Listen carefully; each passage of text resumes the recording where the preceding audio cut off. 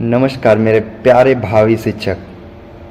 जैसा कि आप लोग बीएड के 4th सेमेस्टर में यदि हैं तो वहाँ पर आपका एक सब्जेक्ट होने वाला है अध्यापक शिक्षा।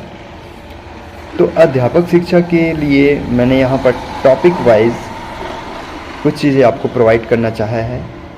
वीडियो देखिएगा लास्ट तक। यदि आपको अच्छी लगे तो लाइक शेयर कमेंट्स कीजिएगा।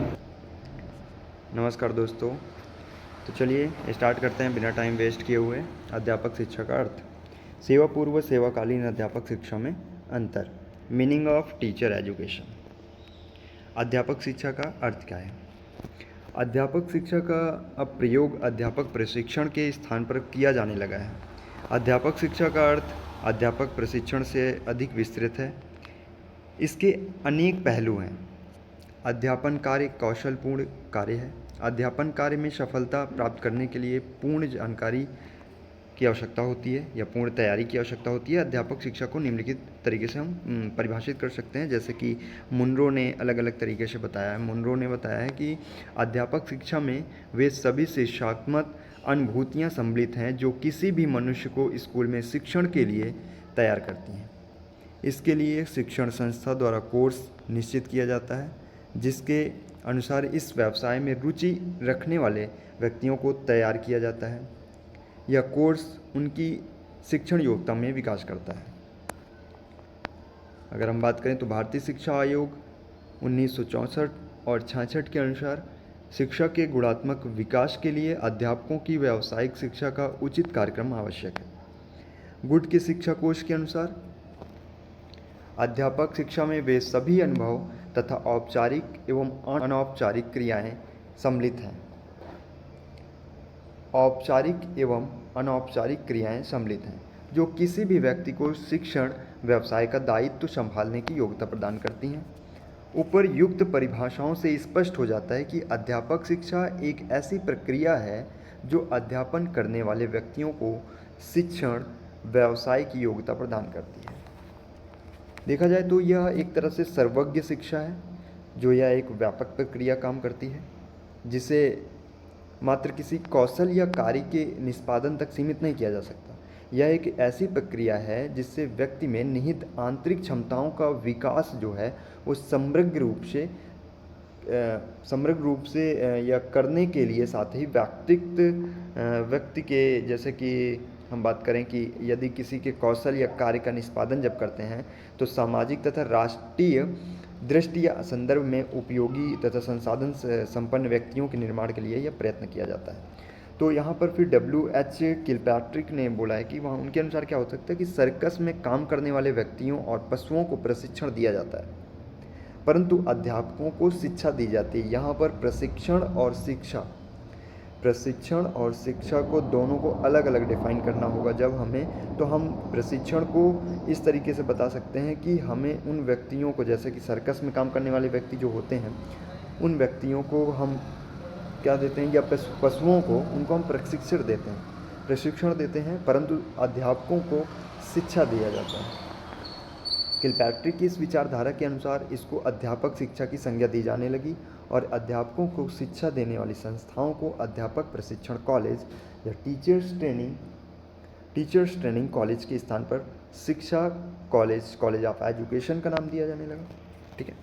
अध्यापक शिक्षा के अंतर्गत शिक्षण व्यवसाय को अपनाने के इच्छुक लोगों को इस कार्य में दक्ष करने का कार्यक्रम तथा साथ ही साथ शिक्षण कार्य में लगे लोगों के लिए अतिरिक्त शिक्षा का कार्य भी सम्मिलित है। इस प्रकार अध्यापक शिक्षा दो प्रकार की होती हैं, जैसे कि आपको सेवा पूर्व और सेवाकालीन। ये भी बहुत ही ये जो आपका बीएड का 4th सेमेस्टर का फर्स्ट पेपर है उसमें सेवा पूर्व और सेवाकालीन ये भी इम्पॉर्टेंट क्वेश्चन बनता है। सेवा पूर्व अध्यापक शिक्षा नए लोगों को दी जाती है और इसमें सैद्धांतिक रूप से शिक्षा तथा साथ ही साथ शिक्षण अभ्यास पर जोर दिया जाता है। इसका उद्देश्य इस कार्य को ठीक ढंग से करने के लिए आवश्यक कौशलों का विकास करना है, क्योंकि शिक्षा को चूँकि एक सामाजिक आवश्यकता की पूर्ति के माध्यम से साथ ही सामाजिक परिवर्तन का कारक भी माना जाता है। तो सेवाकालीन शिक्षक जो शिक्षा है वो सेवाकालीन शिक्षा स्कूलों में पहले से ही कार्य कर रहे अध्यापकों को दी जाती है और इसका उद्देश्य व्यावसायिक अभिवृद्धि के द्वारा उनकी व्यावसायिक कुशलता और कार्यक्षमता को विकसित करना है। अब हम सेवा पूर्व शिक्षक या शिक्षा की बात करते हैं। तो वर्तमान में विभिन्न स्तर के सेवा पूर्व शिक्षकों के लिए विभिन्न प्रकार की शिक्षा संस्थाएं चल रही हैं। इनमें से कुछ संस्थाएं निम्न प्रकार से हैं। निम्न प्रकार इस प्रकार से हैं कि हम कह सकते हैं कि पूर्व प्राथमिक जो शिक्षक शिक्षा संस्थाएं हैं, जैसे पूर्व प्राथमिक शिक्षा संस्थाएं हैं, pre primary teachers education institutes, nursery teacher education diploma department. Second, प्राथमिक शिक्षक शिक्षा संस्थाएं। फर्स्ट में है नॉर्मल स्कूल्स, जिला शिक्षा एवं प्रशिक्षण संस्थान, district institute of education and training, जैसे कि DIETS है ना, district institutes of education and training, इसका फुल फॉर्म भी लर्न कर लीजिएगा। पत्राचार पाठ्यक्रम विभाग, departments of correspondence courses. Third है माध्यमिक शिक्षक शिक्षा संस्थाएं, शिक्षा महाविद्यालय, टीचर एजुकेशन कॉलेज, केंद्रीय शिक्षक संस्थान, central institute of education CIE, क्षेत्रीय शिक्षा संस्थान, शिक्षा विभाग, राज्य शिक्षा संस्थान, पत्राचार पाठ्यक्रम विभाग। विभिन्न बच्चों के शिक्षकों की शिक्षक शिक्षा संस्थाएं, जैसे गूंगे बहरों के शिक्षकों के जो बच्चे गूंगे होते हैं, बहरे होते हैं, उनके लिए भी शिक्षण प्रशिक्षण की जो दिया जाता है, उनके लिए भी अलग तरीके से इंस्टीट्यूट बनाए जाते हैं। ठीक है। और फिर है अंधे बच्चों के शिक्षकों की प्रशिक्षण संस्थाएं, विशिष्ट पाठ्य विषयों एवं क्रियाओं की प्रशिक्षण संस्थाएं, जैसे भाषा शिक्षण प्रशिक्षण महाविद्यालय एवं विभाग हैं, कला शिक्षण प्रशिक्षण महाविद्यालय एवं विभाग हैं, और गृह विज्ञान शिक्षण महाविद्यालय एवं विभाग हैं, शारीरिक शिक्षा प्रशिक्षण महाविद्यालय एवं विभाग हैं। सेवाकालीन शिक्षा की बात करें तो सेवारत शिक्षकों के लिए जिस शिक्षक की व्यवस्था की जाती है उस सेवाकालीन शिक्षा कहते हैं। इन सर्विस टीचर एजुकेशन, सेवारत शिक्षकों के लिए जिस शिक्षक की व्यवस्था की जाती है उसे ही सेवाकालीन शिक्षक या शिक्षा कहते हैं। इसके दो रूप, सेवारत अप्रशिक्षित शिक्षकों का प्रशिक्षण और सेवारत प्रशिक्षित शिक्षकों की सतत शिक्षा।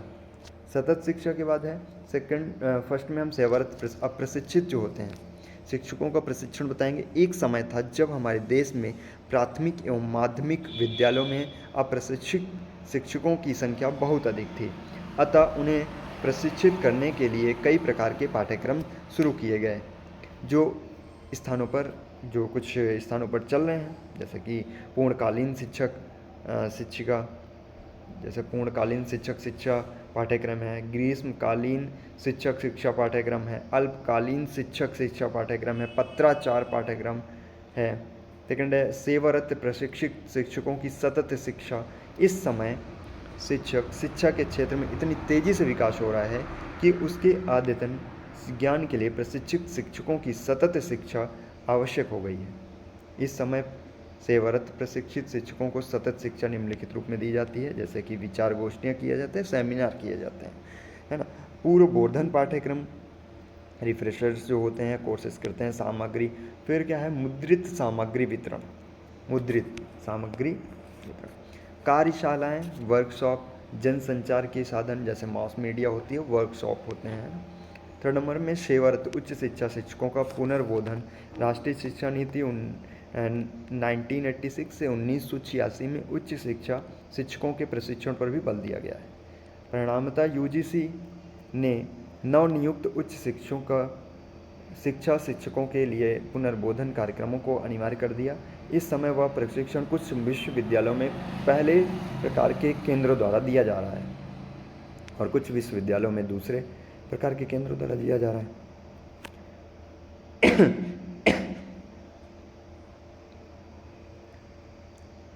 Refresher course centre, academic staff college. तो इस तरीके से यहाँ पर हम लोगों ने बात किया कि किस तरीके से हम सेवारत प्रशिक्षितों को कैसे शिक्षा दे सकते हैं और सेवाकालीन शिक्षा के बारे में जाना।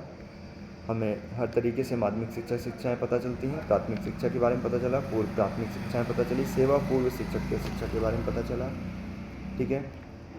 और हमें सबसे ज़्यादा इम्पॉर्टेंट है इसमें कि जैसे कि W.H. किलपैट्रिक ने किस चीज़ों पर अपना इम्पॉर्टेंस चीज़ें बताई हैं, उन्होंने गुड किस शिक्षक ने थे। इन ये नंबरों को बढ़ाने के लिए अगर हम इनमें टॉपिक वाइज लिखते जाते हैं तो ये ज़्यादा इंपॉर्टेंट हो जाते हैं। मुनरो की, जैसे मुनरो ने बहुत ही अच्छी बात कही थी कि अध्यापक शिक्षा में सभी शिक्षात्मक अनुभूतियाँ सम्मिलित होती हैं। तो अध्यापक शिक्षा का अर्थ कुछ इस तरीके से था। एक टॉपिक हमारा कंप्लीट होता है और मात्र शिक्षा के माध्यम से ही ऐसे व्यक्तित्व का निर्माण कर पाना संभव है जो वातावरण एवं मूल्यों के संरक्षण के साथ ही अनुकूल परिवेश के निर्माण में भी सहायक सिद्ध हो सकता है।